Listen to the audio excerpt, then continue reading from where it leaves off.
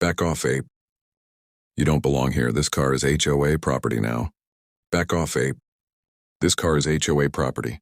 That was the line that split Gavin Mercer's peaceful morning clean in half. Now imagine waking up stretching, pouring your coffee, and stepping outside only to find 3 men in black tactical gear, joy printed across their chests like they were running a raid in a war zone, not a Texas suburb, chains clanking, hydraulics whining, a clipboard flashing in the sun, authority in paper form. But they had no clue whose driveway they just invaded. See, Gavin Mercer wasn't just some random homeowner. He was a retired SWAT officer, 15 years and over 200 door breaches. 40 years old, calm, quiet and precise, the kind of man who fixed fences, not fights. For 2 years, his black Dodge Ram had sat legally at the curb, spotless, aligned perfectly, breaking no rules. Then one morning, something bright and ugly glared from his windshield, a neon yellow violation notice. Overextension beyond curb alignment. It said overextension. His bumper maybe poked out an inch. Tell me, what kind of person measures an inch of someone else's driveway? But Gavin didn't tear it off. He peeled it, carefully folded it like evidence, and slid it into his pocket. Calm, steady, the kind of quiet that warns you a storm's already forming. That evening, under the buzzing fluorescent lights of the community center, Gavin walked in clean shirt, jeans boots, polished to a dull shine, and at the folding table sat Patricia Mallory, scarf tight, smile tighter, the self-crowned queen of Oak Ridge Meadows. Beside her, a timid accountant and a pale contractor with preferred community services stitched across his shirt, the kind of man who hides behind clipboards instead of courage. Patricia didn't even greet him. She just looked down her nose and said, "Rules are rules, Mr. Mercer. Pickup trucks, especially oversized ones, aren't in keeping with the community aesthetic." Gavin's tone didn't rise. It's street legal. Parked on the curb, there's no rule against vehicle type. Patricia waved her hand like she was shooting away smoke. The board has discretion. Multiple complaints have been filed about your truck, disrupting the neighborhood's look. But Gavin's eyes shifted toward Neil, the accountant. The man looked down fast, and that's when Gavin dropped it. What about the Camaro parked on your front lawn? Expired tags, broken bumper. Patricia stiffened. We're not discussing my son. And there it was, rules for everyone else. Exceptions for herself. Have you ever met someone who makes the rules, then breaks them whenever they want? Before we go any further, comment where in the world you're watching from and make sure to subscribe, because tomorrow's story is one you don't want to miss. When Gavin left that meeting, he didn't argue, didn't shout, just walked home in silence, the kind that says the planning's already started. 2 days later, just after sunrise, the sound of chains clanking broke the calm. Gavin pulled back the curtain and froze. A tow truck was backed across his driveway. Its hook latched under his Dodge Ram. 3 men in black tactical uniforms, with a HOA enforcement plastered across their chests, surrounded at one worked the chains. Another clutched a clipboard like a shield. The third stood pretending to command. Put the truck down, Gavin said quietly. The operator froze, young guy, maybe 30. Cap backward, he turned, saw Gavin's eyes, and instinctively let go of the control. Then came that shrill, syrupy voice from across the street.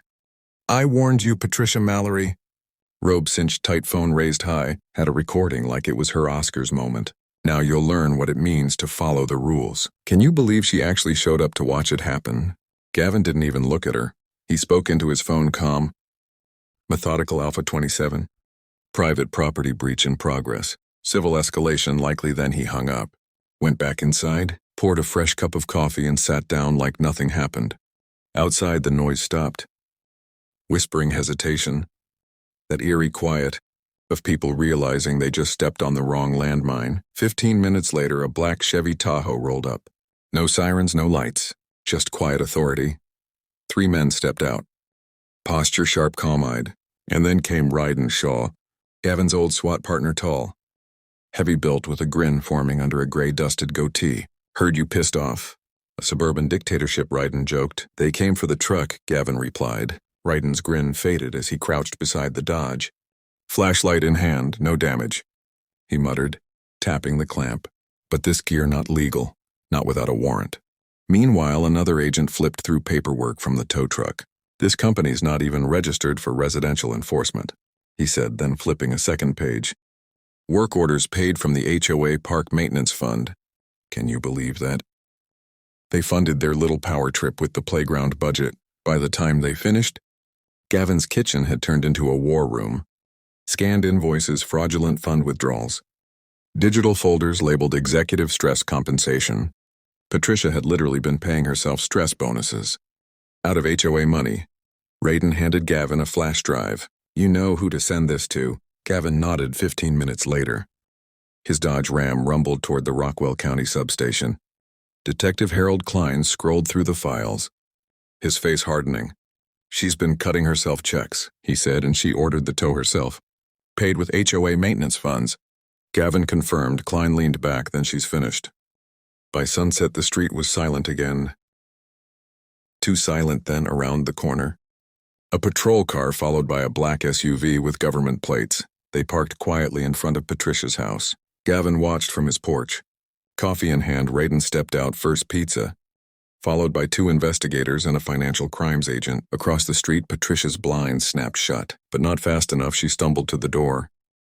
Robe half-tied, panic all over her face.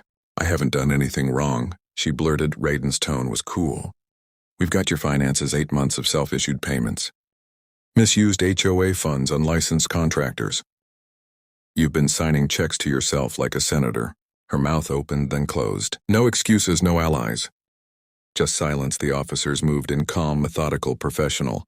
42 minutes later, she was escorted out.